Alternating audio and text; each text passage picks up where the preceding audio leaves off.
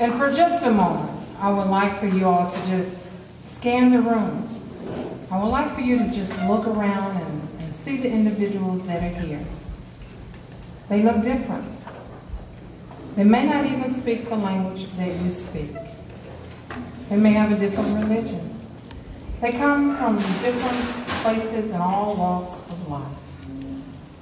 It gives me great honor and pleasure to stand before you this evening. I'm happy you have joined us because today we will make history in Fort Worth. There is no turning back. Are we satisfied? No, we're not satisfied. Will we be satisfied? No, we will not be satisfied until one day when our department mirrors the city of Fort Worth. And just before I turn it over to our first speaker, I would like for the visionary to just stand for one moment. Chief Austin.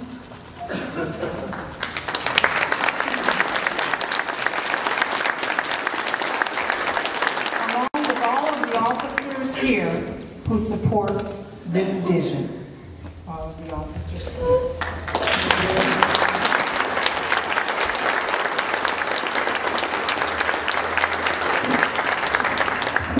In spite of the difficulties, the frustrations that we've all gone through, the day has arrived, and it will never be forgotten.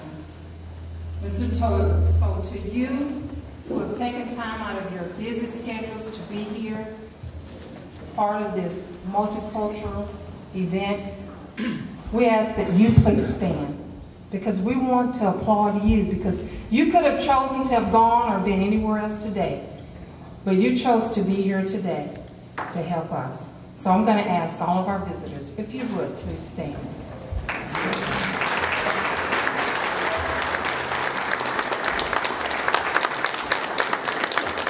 Thank you very much. At this time, I would like to turn it over to our first speaker. It's Deputy Chief Abdul Pridgen. He is the chairperson of the Ethics and Multicultural Steering Committee.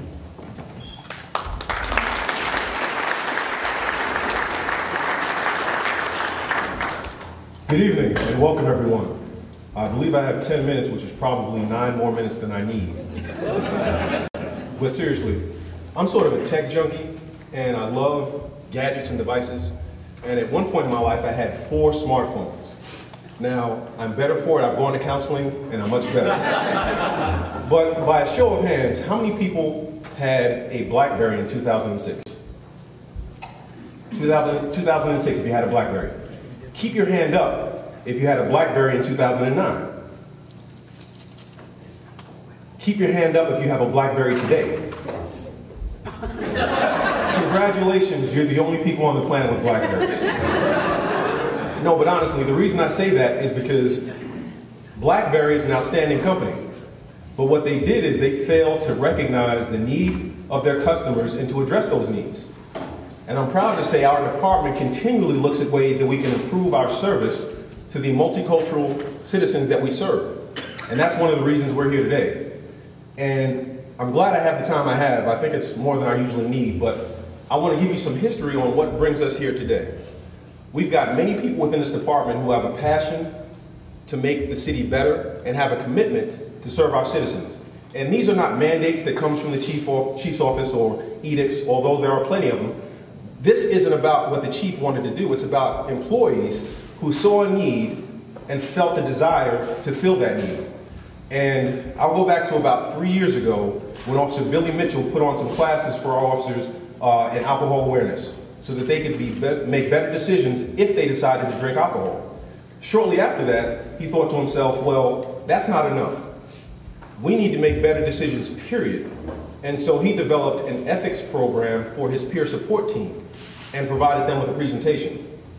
Now, about 2 years ago, Major Henderson, shortly after studying and being promoted for captain, he was inspired by some of the things that he had read in the promotional material. And so he and I had discussions about our city and how it continues to grow and how it continues to become more diverse. And we thought to ourselves, you know, we've got to do a better job of reaching those divergent people within the community who sometimes feel underserved. And so from there, we got into conversations with others and things grew, and we decided to form an ethics steering committee.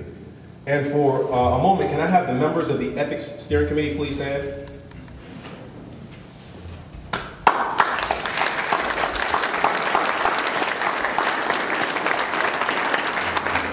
One of the things we wanted to do with this ethics committee was, one, improve our ethical framework, and two, improve the relationship that we have with diverse communities. We pioneered community policing, but like Officer Neal said, we're not satisfied.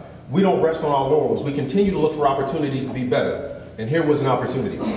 So we're not experts in the field of ethics, so we decided to reach out to the International Association of Chiefs of Police, and they, in turn, turned us over to a person at the Regional Community Policing Institute down in Southwest Texas State, which is now Texas State, by the name of Dr. Lyons. I had a conversation with him, and I need to share you with this because I think this drives home a critical point. When I called him, I asked him if he could assist us in developing some type of comprehensive ethics program, something that would evaluate a person's ethics prior to hiring, follow them through their career, and continue to reinforce ethics all the way until the time they left our agency. The first question he asked me was, why are you guys doing this? I said, well, we just want to be better. I think we have a wonderful agency, but we want to be better. He said, you know what, that's the first time I've ever heard that. Every time I've had a conversation with anyone from a municipal department, every time I've worked with the department, it has always been on the heels of some tragic incident, and so the department sought out to use me and my knowledge to bridge the gap that had been created because they didn't serve the diverse community the ways they needed to. So we didn't have the money to have him develop a program for us, but we didn't rest there. We felt it was too important to wait for funding to be available before we address this ethical need. So with that said, can I please have the members of the Ethics Committee stand? All the members of the Ethics Committee, please stand.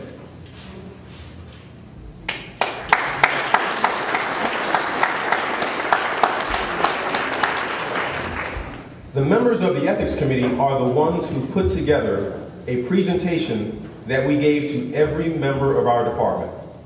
And I want to give a special thank you to Dr. Nichols, who's in the audience. Dr. Nichols, can you please stand? Be recognized. And Dr. Mitchell, Officer Billy Mitchell's brother, was also instrumental in assisting us, and he couldn't be here today. But every month, we have meetings with the Ethics Steering Committee, and every month we'd go down to Southwest Baptist Theological Seminary, and Dr. Nichols and Dr. Mitchell would provide us with guidance and direction on how we could do a better job of spreading that ethical word within our department. One of the first things that we wanted to do was create something unifying within our department that everyone could relate to and everyone could recognize as being specific to Fort Worth. The International Association of Chiefs of Police suggested that every department have an honor code. However, their honor code was generic in nature and just addressed policing as a whole. But we wanted to have something specific to our agency. So what we did was we sent out an invitation to all members of the agency to submit an honor code. And of the top 3 honor codes, those were sent out and they were voted upon. And I'm just proud of all of the employees that we have in our agency, incredibly talented and incredibly gifted. And I believe it was Sergeant Marshall who authored the honor code that I'm about to recite. Here's our honor code. I will respectfully serve the citizens of Fort Worth and the Fort Worth Police Department. I will dedicate myself to protection of life, property, and our public trust. My integrity, character, and courage will be above reproach, and I will accept no less from other members of our department. The honor code is something you need to learn, live, and love. Because if you don't have the general orders, if you don't have specific rules and regulations to guide your decisions, you cannot go wrong if you rely on the honor code in your decision making. One of the things that we also wanted to do was recognize people that came before us that did an outstanding job of representing our agency ethically, doing wonderful things to promote our profession, and setting the standard for what we should expect from employees that need to follow. So we've got 10 exemplars that we've recognized in the history of our department. I just want to tell you how significant that is. 10 in the history of our department. Now, this is how rarefied it is. You know, the people who are voted on and become exemplars are those who have demonstrated commitment, dedication, professionalism, compassion, and ethics. And so the 10 that we have chosen are both civilian and sworn. What we want them to represent is a standard for employees to live up to. Just like in some of the military academies, if any of you have been in the military, they've got pictures of generals and commanders who have done outstanding things in honor of their branch of the armed forces. That's what we want for our department. So these exemplars will be prominently displayed at our new training facility in the museum whenever that is erected, which we believe will be in the next 2 years. So we're extremely excited about the people who have come before us and who have paved the way and have set the example for what we should live up to. And the last thing is, just look around. I mean, Officer Sharon Neal already said it, but honestly, I don't know if there's anywhere else in the country where something like this is taking place, where you have members of the community who are concerned, who are engaged, and who are committed to partnering with us to make our city better. I'm not a gambling man, but I will bet you $100 of the Chiefs' money that this isn't happening anywhere else in the country. Fort Worth is an extremely special city. And I take great pride when I travel across the country and I tell them some of the things that are going on within our department. They are truly envious because these things aren't happening elsewhere, and the relationships that we share are truly the standard across the country, if not across the world. So I'm just privileged to be here today. I'm privileged to be a member of the steering committee. I'm excited about what the future holds. And we've got so many leaders, Tracy Knight will be up here shortly, who has taken the Multicultural Committee, and honestly, you know, when you set a vision, you set it a little bit outside of your grasp, you know, something that you really can't achieve. She's exceeded the vision that we have set. Honestly, she has done just a tremendous job, and we're extremely excited to have her in the position she's in. She's going to be wonderful for the Chief's office, and I really am happy about what the future holds for Fort Worth. And with that said, I'll turn it over to Detective Tracy Knight.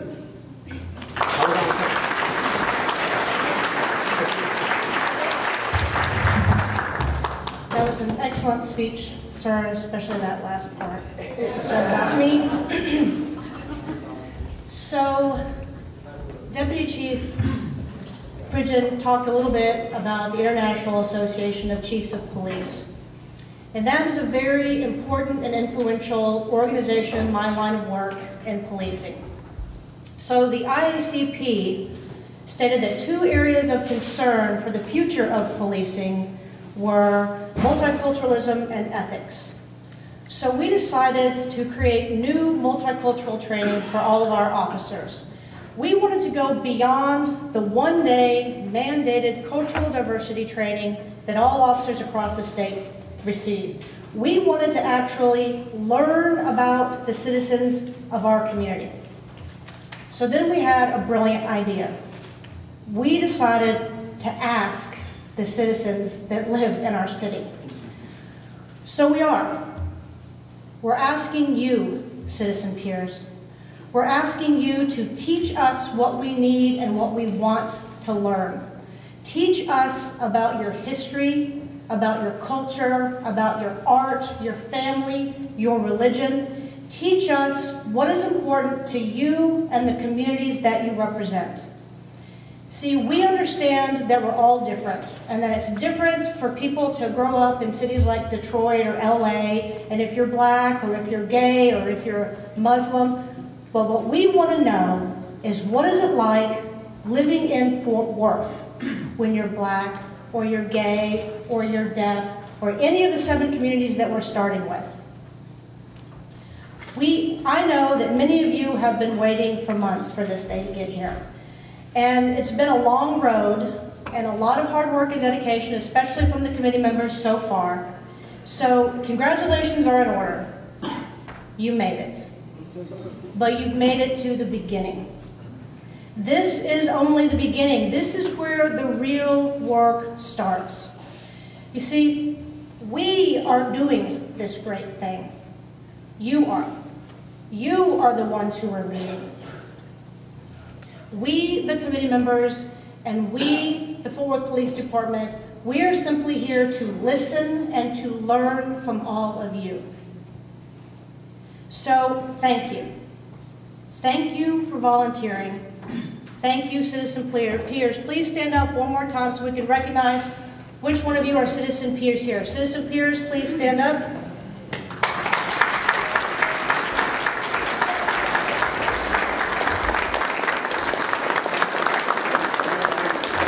Thank you. Thank you very much. So, we didn't get this far by ourselves.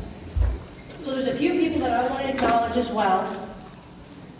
And then I want to introduce our police officer facilitators for all the committees.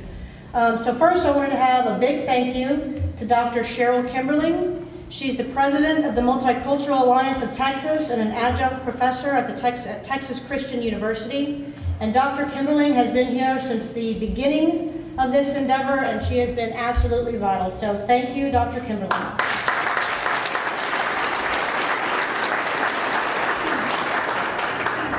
Next, Cynthia Devin.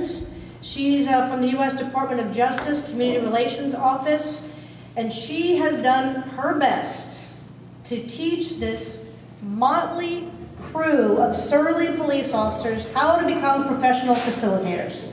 So thank you, Cynthia. You've done your best. We'll try to do you proud. Next, the command staff, the chief, Chief Pridgeon, Major Henderson. Thank you very much for being forward thinkers and leading us into the future. Thank you.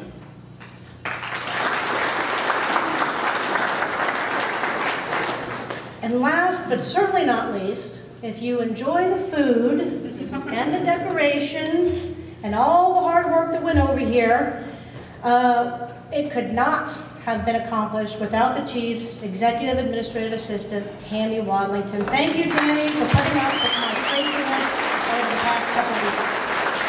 Thank you. So now what I want to do is introduce our police officer facilitators. Officers, if you would just stand up, hold your applause until the end, please. Officers, when I call your name, please just stand up and wave so everyone can see who you are. First, we have Officers Brandy Camper and Scott Mitchell. They are facilitating for the homeless community. Officers Mike Vargas and Charlene Jenkins. They're facilitating for the African American community. Lieutenant Robert Rangel and Sergeant Gilbert Banda facilitating for the Middle Eastern community.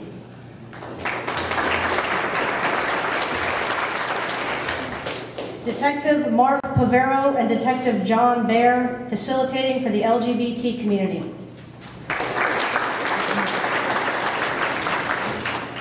Officers Cliff Miller and Anthony White facilitating for the Asian community. And Officers Charlie Lewis and Jason Back facilitating for the deaf and hard of hearing community. So big thanks. Thank you, officers. They too are volunteering their time to participate in this community. So thank you once more, officers. Thank you very much.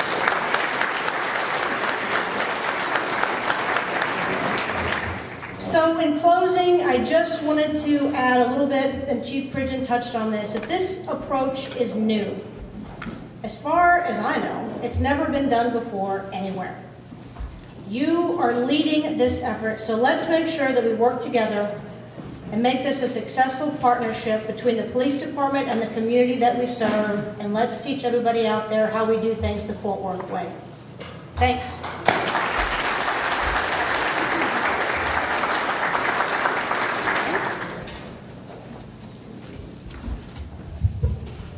Our next speaker is no stranger to the family of Fort Worth Police Department. She has helped us on numerous incidents within the city of Fort Worth to resolve tension and conflict within our communities. So at this time, I would like to introduce to you Cynthia Devin, Acting Regional Director of the Southwest Region of the U.S. Department of Justice Committee.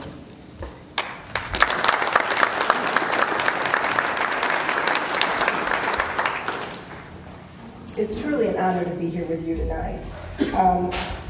As Sharon said, I am no stranger to this community, and it's truly been a pleasure to work with the department to put this program together. Just want to share with you a little bit about our agency. Now, the Department of Justice Community Relations Service is known as the agency's peacemakers. For community conflicts and tensions, that arise on the basis of race, national origin, and color. We were created in 1964 under the Civil Rights Act. And with the passage of the Matthew Shepard, James Byrd Hate Crimes Prevention Act in 2009, our mission expanded to include and respond to allegations of violent hate crimes on the basis of gender, gender identity, sexual orientation, religion, and disabilities.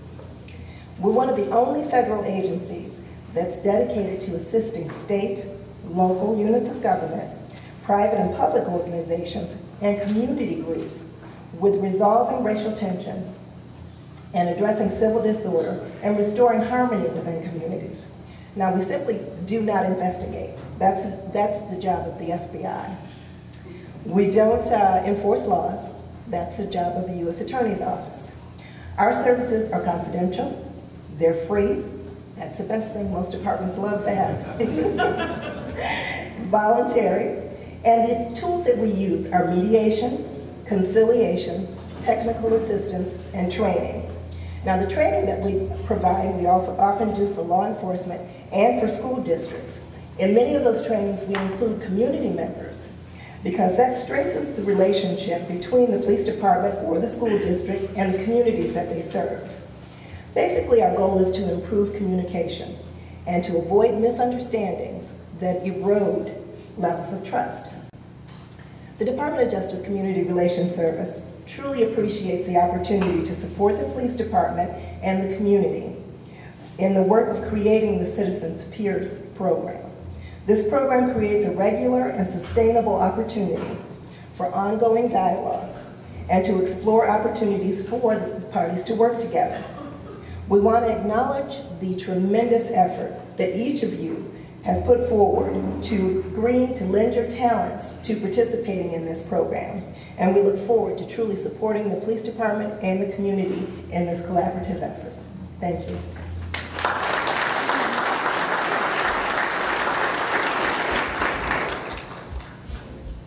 At this time, I would like to introduce to many and present to others the City of Fort Worth's Chief of Police, Jeffrey Halstead.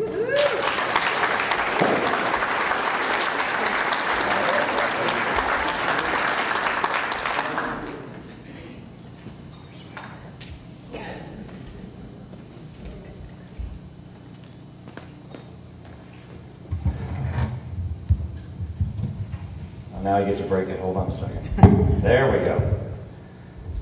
If you would just allow me to soak in this view that I have up here, because I have waited almost 24 years to see something like this. When I started my career in Phoenix, Arizona, I was not a Phoenix native, wasn't a Phoenix resident. I was newly married, looking for a job with benefits because we wanted to start a family. And the police department had excellent job, excellent benefits. They didn't have a community. They didn't have a knowledge of their culture. They didn't understand that where you worked on your beat, you were significantly impacting everyone's life that you came into contact with, and we finished our shift, went home, and we didn't care. We tried community policing. I remember in '92 when it started, I thought, now we're going to make our mark. Lasted about 4 years. We got back to a lot of gang violence and a lot of other activities which realigned the focus of the entire organization. And then as I promoted in a career, I really, really wanted to get back to a service-based philosophy.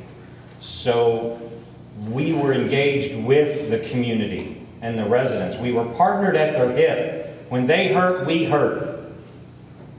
When they needed us, we were there. I really, really strived to build something special. All of my voice fell on deaf ears. I was very, very frustrated. My wife knows firsthand how frustrated I was. I worked for executives that I sometimes wondered, did they even want to make this community whole again? It's very, very frustrating. June 25th of 2008, this job was actually advertised across the nation to many, many police departments. And as I did research about this community, I thank God for the fact that I read something really, really special about Fort Worth. And what I read was, we are Fort Worth. This is an extremely delicate and sensitive and embracing community. It doesn't exist in other parts of our nation.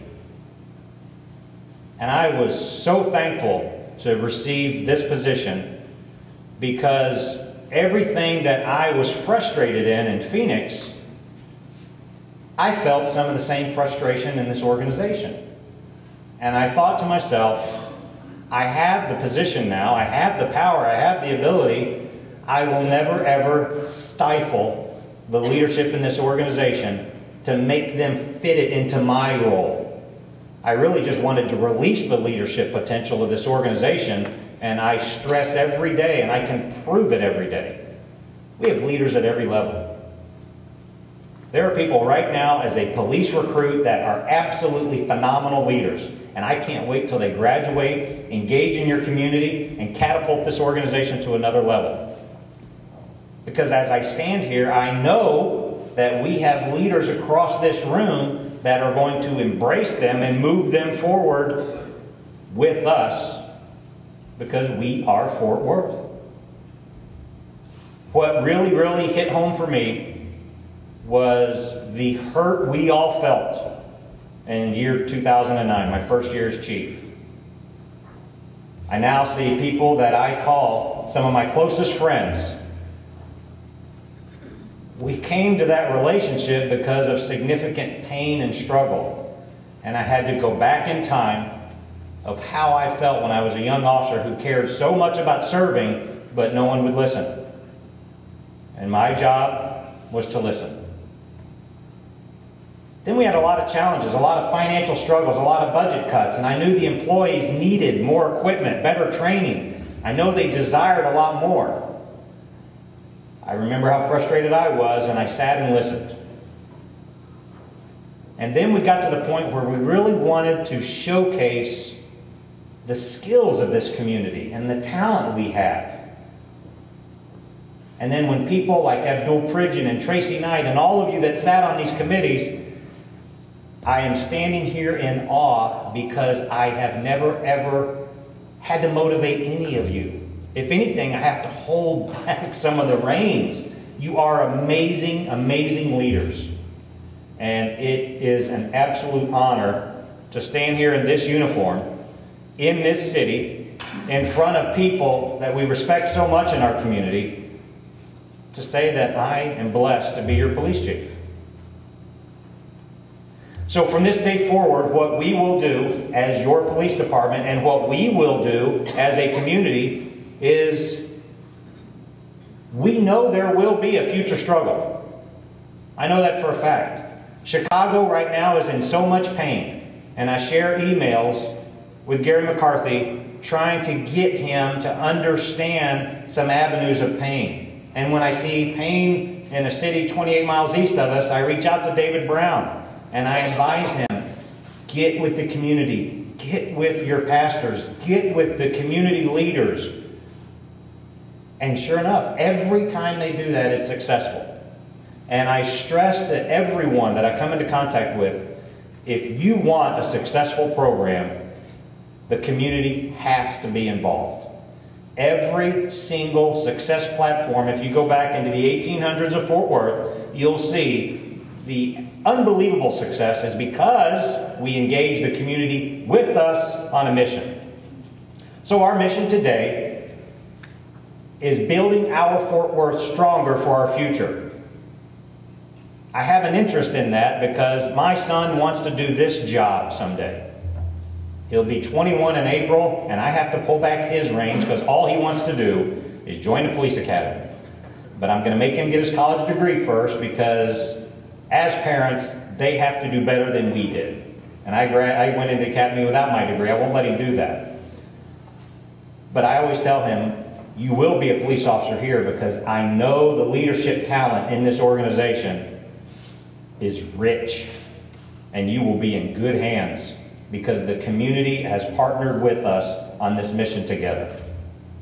So talking about what we are in Fort Worth and then what we will be in the future, we will have an incident someday that is going to impact us in a way that this dinner and these relationships will enable us to sit at another table, listen, express, and talk, and move forward. Isn't that right, John? Absolutely. Isn't that right, Carol? These are exactly the things that I am so proud of, is that our dearest friends are made because we went through it together. Speaking of going through it together, Fernando Costa, as well as our elected officials, if you all could please stand, I want to say a quick word about not just the leadership in the city from our city manager's office, but as well as our elected officials. Please stand for a brief second. Let's give you a round of applause.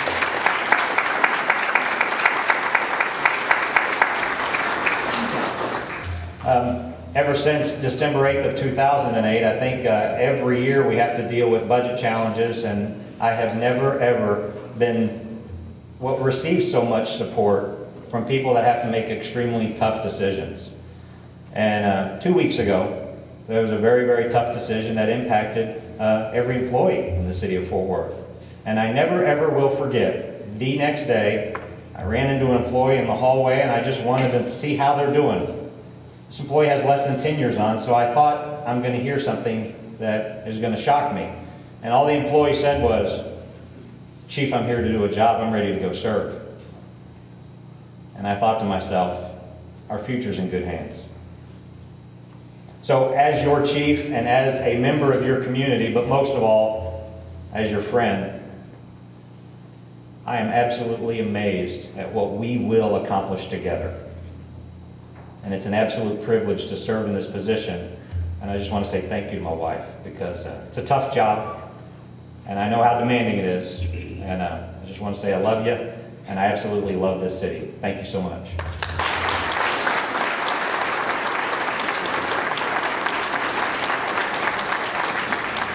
I love you too, Kim. Ladies and gentlemen, thank you for taking the challenge. It has been my honor to stand before you this evening. As you looked around the room, I know you asked, where do we go from here? Well, tonight, you hit the pavement running. So as we come to a close, I've been asked by Corporal Knight to ask each citizen peer to please get with your police facilitator as you now go into your breakout sessions. We will come again, and we do say thank you.